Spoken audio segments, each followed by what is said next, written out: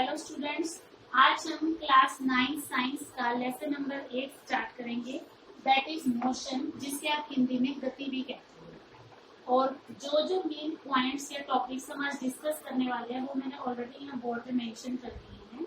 But in सारे topics को करने से पहले सबसे पहले मैं आपको ये बताना चाहूंगी कि what is the meaning of motion, गति होता क्या है। अगर हम आम शब्दों में बात करें, कोई वैज्ञानिक दृष्टि से ना देखें, तो मोशन या गति का मतलब होता है हिलना डुलना। किसी भी तरीके से अगर हम हिल डुल रहे हैं, अपनी जगह से हट रहे हैं, तो हम कह सकते हैं कि हम गति कर रहे हैं। अब इसमें ये हिलना डुलना किसी भी तरीके से हो सकता है, जैसे पत्ते हैं, पत्ते अपने पेड़ पर हिल रहे हैं, हवा आई, पत्तों ने हिलना शुरू कर दिया। आपने बाहर कपड़े सुखाए, हवा आई, कपड़े हिल रहे हैं। ठीक है, इसी तरह से कोई व्यक्ति है वो चल रहा है, कोई बच्चा है वो दौड़ रहा है, घोड़ा है वो भाग रहा है। इस तरह से कोई भी चीज जहां पर आपको लगे कि हमारे शरीर का कोई अंग या हमारा पूरा शरीर हिल डुल रहा है, उसे हम गति कह सकते हैं। अब ये भी हो सकता है कि गति के कारण कोई व्यक्ति अपनी जगह बदल ले, जैसे आप भागकर एक जगह से दूसरी जगह चले गए। और ये भी हो सकता है कि आप अपनी जगह पर स्थिर रहकर भी, फिक्स रहकर भी गति कर सकते हैं। जैसे मैं आपके सामने खड़ी हूँ, मैं अपने हाथों को हिला रही हूँ, अपनी गर्दन को हिला रही हूँ, अपने पैन को हिला रही हूँ, ये भी गति है, दिस इज ऑल्सो इमोशन। और अगर मैं चल जाऊं, चलकर आगे जा रही हूँ, या चल के पीछे आ रही हूँ, या चल के किसी और जगह जा रही हूँ, तो वो भी गति है। तो यहाँ से आप ये कह सकते हो कि गति दो तरीके से हो सकती है। गति तब भी हो सकती है जब कोई चीज अपनी जगह पर फिक्स है, यानी कि स्थिर है,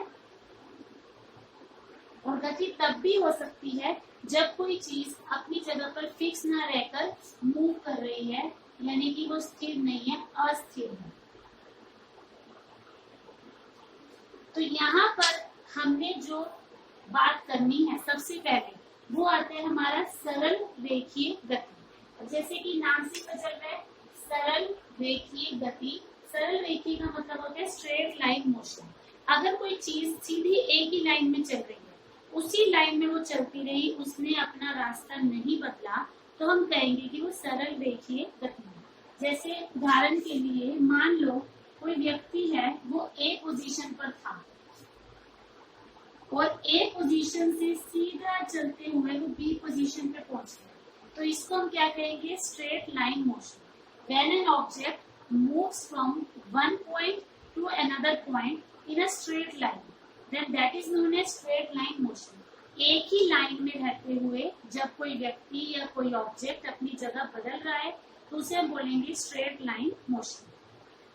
जैसे आपने देखा होगा ट्रेन की पटरी है, सीधी होती है, एक ही दिशा में जाती रहती है, तो that is also a straight line motion.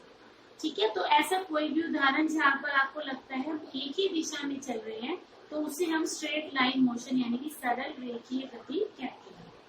अब यहाँ पर जब हम गति की बात करते हैं, तो हमारे पास दो मेन शब्द आते हैं। एक होता है दूरी, जिसे हम इंग्लिश में डिस्टेंस बोलते हैं, और एक है विस्थापन, जिसे हम इंग्लिश में डिस्प्लेसमेंट बोलते हैं। तो बहुत सारे बच्चे हैं जो इन दोनों चीजों में कंफ्यूज रहते हैं कि डिस्टेंस क्या है, डिस्प्लेसमेंट क्या है। तो मैं सबसे पहले आपको इन दोनों के बीच में जो मेन डिफरेंस है, अंतर है, वो क्लियर करना चाहूंगी। सपोज करो कोई व्यक्ति ए बिंदु पर बैठा है और वो इस ई बिंदु तक जाना चाहता है। अब एक ऑप्शन तो उसके पास ये है कि पहले वो जाएगा ए से बी के पास, फिर वो जाएगा बी से सी के पास, फिर वो जाएगा सी से डी के पास, और फिर वो जाएगा डी से ई के पास। मतलब कि उसने एक लंबा रास्ता लिया और वो अपनी मंजिल तक पहुंच गया। और दूसरा ऑप्शन उसके पास ये है कि वो इन सारे बिंदुओं को छोड़ते हुए जो एक शॉर्टकट रास्ता होता है, उससे सीधा अपनी मंजिल तक पहुंच जाए। या जैसे आप उदाहरण ले सकते हो अपना, मान लो कि आप स्कूल से 10 किलोमीटर की दूरी पर रहते हो। ठीक है, आपके पास एक ऑप्शन तो ये है कि आप गांव के रास्ते से होते हुए अपने स्कूल को आओ, तो कभी आप ऐसे मुड़ोगे, कभी ऐसे मुड़ोगे, मतलब आप हर बार अपने डायरेक्शन को बदलोगे, कभी आप नॉर्थ में जाओगे, कभी ईस्ट में, कभी वेस्ट में। या एक ऑप्शन आपके पास ये है कि आपको कोई शॉर्टकट रास्ता पता लग जाए कि अगर मैं इस रास्ते से चला जाऊं तो मुझे 10 किलोमीटर की बजाय सिर्फ 4 किलोमीटर ही चलना पड़ेगा और सीधा सीधा जाके मैं अपने स्कूल तक पहुंच जाऊंगी। तो वही बात यहाँ पर आती है, जब आप एक पॉइंट से पहुंचने के लिए, लास्ट वाले पॉइंट पर पहुंचने के लिए सबसे लंबा रास्ता इस्तेमाल करोगे जिसमें आपके सारे रास्ते जुड़ रहे हैं, तो उसको हम बोलेंगे डिस्टेंस। लेकिन जब आप अपने मुख्य बिंदु से अपनी मंजिल बिंदु तक पहुंचने के लिए एक सीधा और छोटा रास्ता लोगे तो उसको आप बोलोगे डिस्प्लेसमेंट। तो हम ये कह सकते हैं कि ये वाला जो रास्ता हमने नीचे की तरफ दिखाया था, दिस इज डिस्टेंस, यानी कि ये है आपके पास दूरी। और यहाँ से ए से ई तक का जो शॉर्टकट रास्ता हमने दिखाया था जो सीधी लाइन में है, दैट इज डिस्प्लेसमेंट, जिसे आप बोल सकते हो विस्थापन। ठीक है, अब यहाँ पर एक और बात ये भी आती है, ये तो हुआ इसमें पहला अंतर। तो पहला अंतर आपने क्या याद रखना है, the shortest distance between two points is known as the displacement, यानी कि दो बिंदुओं के बीच का जो सबसे छोटा और सीधा रास्ता होगा वो कहलाएगा उसका विस्थापन। और डिस्टेंस क्या होगा, the actual path covered by an object from one point to another point is known as distance, कि अपने एक पॉइंट से दूसरे पॉइंट तक जाने के लिए जो वास्तविक रास्ता है, अगर हम उसकी बात करें तो वो होता है डिस्टेंस या दूरी। अब यहाँ पर जिस बिंदु से आपने अपना सफर शुरू किया उस बिंदु को आप कह सकते हो इनिशियल पॉइंट। ठीक है, यानी कि जहां से आप अपने सफर को शुरू कर रहे हो उसको आप नाम दे दोगे इनिशियल पॉइंट, और जहां पर आपका सफर खत्म हो गया उसको आप बोलोगे फाइनल पॉइंट। तो इनिशियल का मतलब जहां से आप अपना सफर शुरू कर रहे हो, और फाइनल का मतलब अंतिम, जहां पर आपका सफर खत्म हो गया। तो आप ये कह सकते हो कि शुरू के बिंदु से अंतिम बिंदु तक जाने के लिए जो सबसे छोटा रास्ता है, जो सबसे सीधा रास्ता है, वो उसका विस्थापन है, यानी कि डिस्प्लेसमेंट है। और शुरू बिंदु से अंतिम बिंदु तक जाने के लिए जो लंबा मार्ग लिया जाता है, जिसमें सभी रास्तों को कवर करके जोड़ कर लिया जाता है, वो उसकी दूरी कहलाता है। तो पहला अंतर हमने बात करी थी इनकी परिभाषा की। दूसरा अंतर मैंने आपको बताया कि ये जो रास्ता है विस्थापन, ये छोटा होता है और जो डिस्टेंस है यानी कि दूरी है वो बड़ा होता है। तीसरा अंतर आता है इनका चिन्ह। जो डिस्टेंस है उसका चिन्ह होता है बेटा एस, छोटे एस से हम इसको दर्शाते हैं।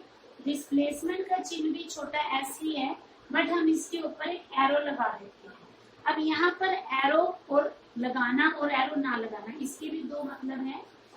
अगर हम इंग्लिश में बात करें तो दो तरह की क्वांटिटीज होती हैं, एक होती है स्केलर क्वांटिटी और एक होती है वेक्टर क्वांटिटी।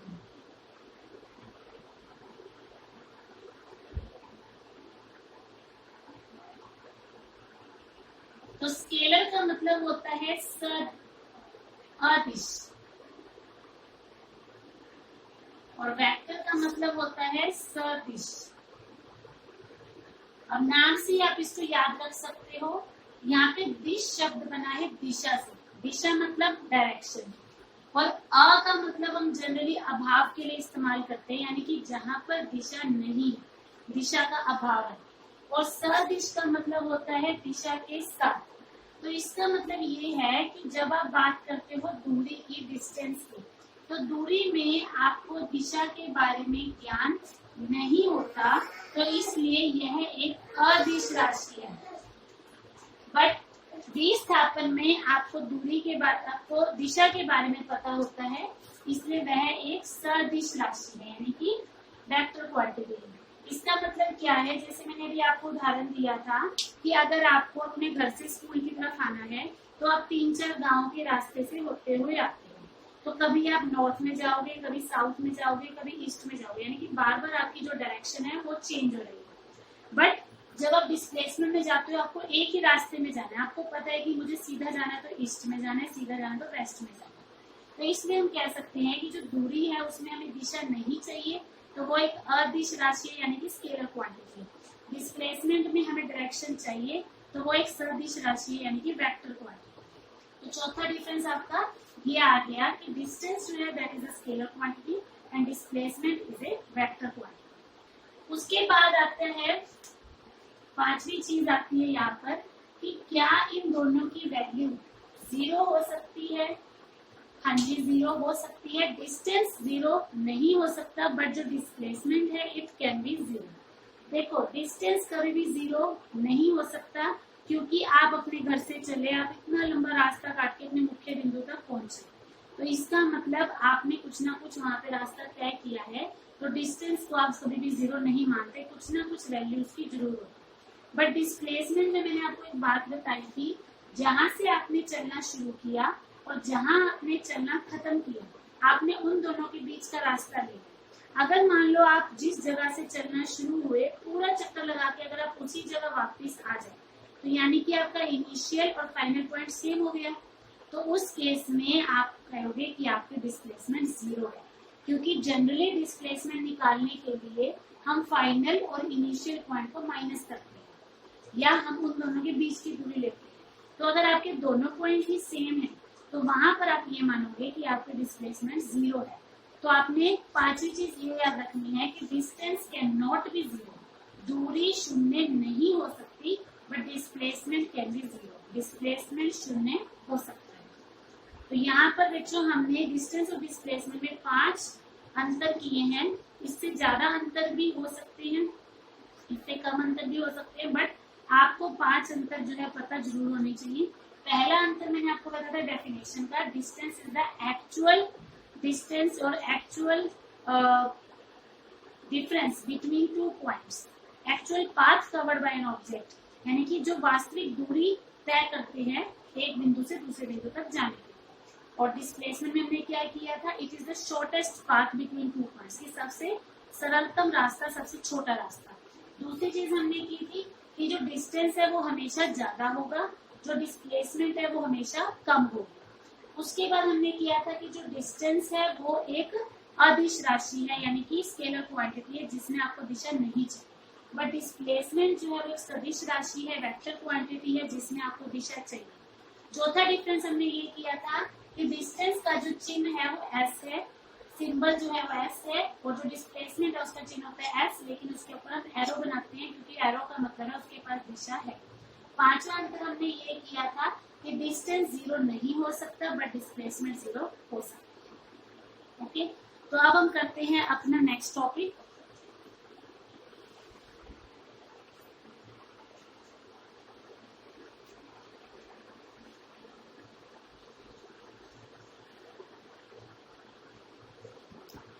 नेक्स्ट टॉपिक में बेटा हम बात करेंगे स्पीड और वेलोसिटी।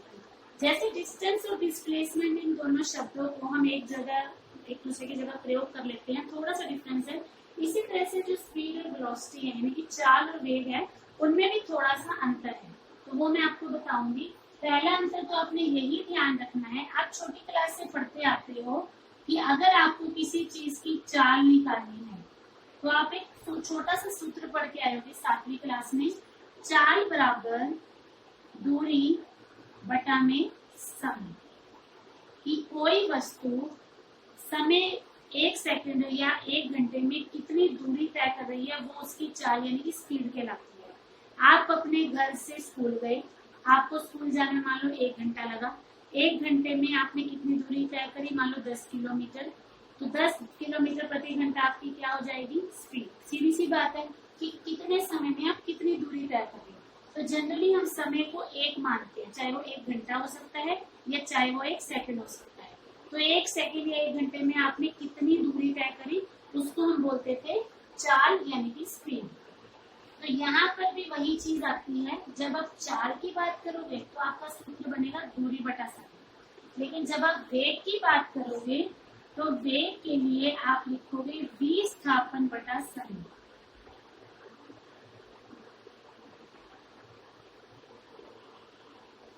इसमें आप लोग दूरी बटा समय, वही जो मैंने आपको बताया था, यानी कि जो वास्तविक रास्ता है 2 बिंदुओं के बीच का उसको लोगे, वेग में जो शॉर्टकट रास्ता है आप उसको लोगे, समय दोनों जगह आप सेम रखोगे। अब दूसरी चीज यहाँ पर क्या आती है, क्योंकि यहाँ हमने दूरी लिया, दूरी मैंने आपको बताया था एक अदिश राशि है, स्केलर क्वांटिटी है, तो इसलिए जो आपकी चाल है वो भी स्केलर क्वांटिटी होगी। यानी कि वो भी अदिश राशि होगी, उसमें भी दिशा होनी जरूरी नहीं है। बट वेग में क्योंकि आप विस्थापन ले रहे हो तो वो एक वेक्टर क्वांटिटी है, यानी कि उसमें दिशा होगी, तो इसलिए उसको हम सदिश राशि बोल सकते हैं। उसके बाद आती है चिन्ह की बात। चाल का चिन्ह होता है v, वेग का चिन्ह भी होता है v। वही सेम अंतर है, जैसे मैंने आपको यहाँ बताया था कि जब आप दूरी लिखते हो तो आप सिर्फ एस लोगे, इसी तरह से जब आप विस्थापन लिखते हो तो आप एस के ऊपर एरो लगाते हैं। समय के लिए हम टी ही लिखेंगे, तो यहाँ पर भी वही चीज है। अगर आप चाल लिखोगे तो आपने सिर्फ स्मॉल वी लिखना है, लेकिन अगर आप वेग लिख रहे हो तो आप वी के ऊपर एरो बना दोगे, जो ये दर्शाता है कि ये एक वेक्टर क्वांटिटी यानी कि सदिश राशि। उसके बाद वही बात आ जाती है कि क्या ये शून्य हो सकता है। यहाँ भी वही चीज है, अगर विस्थापन शून्य है तो वेग भी शून्य हो सकता है, लेकिन जो चाल या स्पीड है वो शून्य नहीं हो सकती। ठीक है। और एक और चीज जो आपने यहाँ पर याद रखनी है वो ये है कि आपके इस लेसन में आगे आप दो चिन्ह पढ़ोगे, एक होता है u और एक होता है v। अब इस u और v में क्या अंतर होता है, आप सिंपल सी एक बात याद रखो, जब आप A to Z पढ़ते हो तो उसमें U पहले आता है, V बाद में आता है, U V W X ऐसे पढ़ते हो। तो यहाँ पर भी U को हम बोलते हैं पहले वाला वेग और V को हम बोलेंगे बाद वाला वेग। इसका क्या मतलब है कि जनरली जैसे मान लो आप अपने घर से एक जगह से दूसरी जगह जाने के लिए जाते हो, तो क्या हर जगह आपकी स्पीड सेम रहेगी। आप स्कूटर चला रहे हो, आपने स्कूटर 40 की स्पीड पे चलाया, तो क्या अपनी मंजिल तक पहुंचने तक आपकी स्पीड 40 ही रहेगी। नो, रास्ते में कोई स्पीड ब्रेकर आएगा, आप ब्रेक मारोगे, आपकी स्पीड कम हो जाएगी। हो सकता है ट्रैफिक को आपको अपनी स्कूटी रोकनी पड़ जाए तो आपकी स्पीड 0 भी हो जाएगी, या जहाँ पे आपको प्लेन रास्ता मिलेगा वो आप और तेज स्पीड से जाओगे तो आपकी स्पीड 60-70 भी हो जाएगी। यानी कि मतलब क्या है कि आपका जो वेग है वो कहीं पर भी फिक्स नहीं है, या स्पीड जो फिक्स नहीं है, वो बार बार बदलती जा रही है। तो जो आपने अपना सफर शुरू करते वक्त वेग लिया था वो हम कहलाते हैं u, और जब आपका सफर खत्म हुआ उस टाइम जो आपकी वेग था उसको आप बोलोगे v। तो यानी कि u को हम दर्शाएंगे पहले वाला वेग, जिसको आप इंग्लिश में बोल सकते हो इनिशियल वेलोसिटी,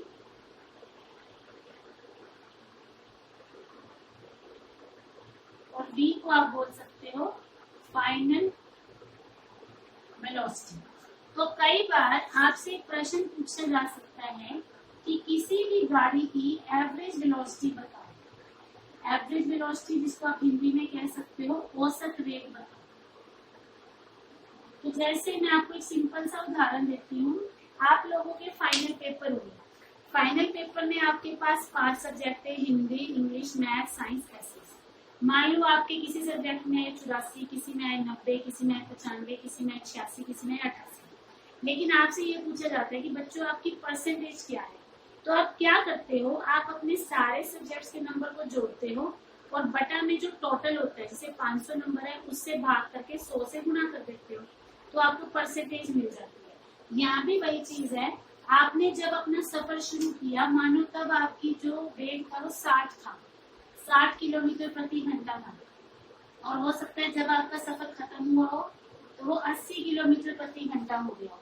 लेकिन अगर आपसे कोई ये पूछता है कि आप अपनी एवरेज वेलोसिटी बताओ या एवरेज स्पीड बताओ, तो आप क्या करोगे, आप इन दोनों वेग को जोड़कर 2 से भाग कर दोगे, यानी कि initial plus final divided by 2।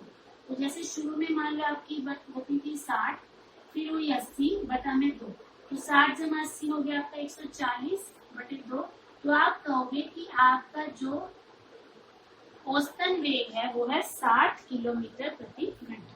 तो इसका मतलब इस सूत्र से आप एवरेज वेलोसिटी, एवरेज स्पीड या औसतन वेग या औसतन जो आपकी चाल है वो निकाल सकते हो। बस आपको इनिशियल और फाइनल पता होना चाहिए, उन दोनों को जोड़ के आप 2 से भाग। ठीक है। अब बात वही आती है अंतर की। कुछ अंतर मैंने आपको बता दिए, यहाँ भी वही मैं आपको 4-5 जो मुख्य अंतर है वो बताऊंगी। पहला अंतर आप ले सकते हो इसकी परिभाषा कि चाल होता है एक समय में तय की गई दूरी, और वेग होता है एक समय में तय किया गया विस्थापन। ये अदिश राशि यानी कि स्केलर क्वांटिटी है, ये एक सदिश राशि यानी कि वेक्टर क्वांटिटी है। इसका चिन्ह v है, इसका चिन्ह v के ऊपर एरो है। ये कभी शून्य नहीं हो सकता है, ये शून्य हो सकता है, ठीक है। और एक अंतर आप यहाँ पर ये दे सकते हो कि जो चाल है, ज्यादातर हम भाषा में जब बात करते हैं ज्यादातर हम प्रयोग करते हैं वेग का, क्योंकि मैंने आपको बताया कि बार बार आपकी जो है चेंज होती रहती है डायरेक्शन। आप अगर आप सरल रास्ते में, सीधे रास्ते में जा रहे हो तो अब तो आप इस्तेमाल करोगे चाल का, लेकिन अगर आप जाते हुए बार बार अपनी दिशा बदल रहे हो तो वहां पर हम बात करेंगे वेग की। तो ये इन दोनों में मुख्य अंतर थे। तो यहाँ तक आज जो मैंने आपको टॉपिक्स बताया, उम्मीद है कि आपको वो समझ आ गए। Thank you.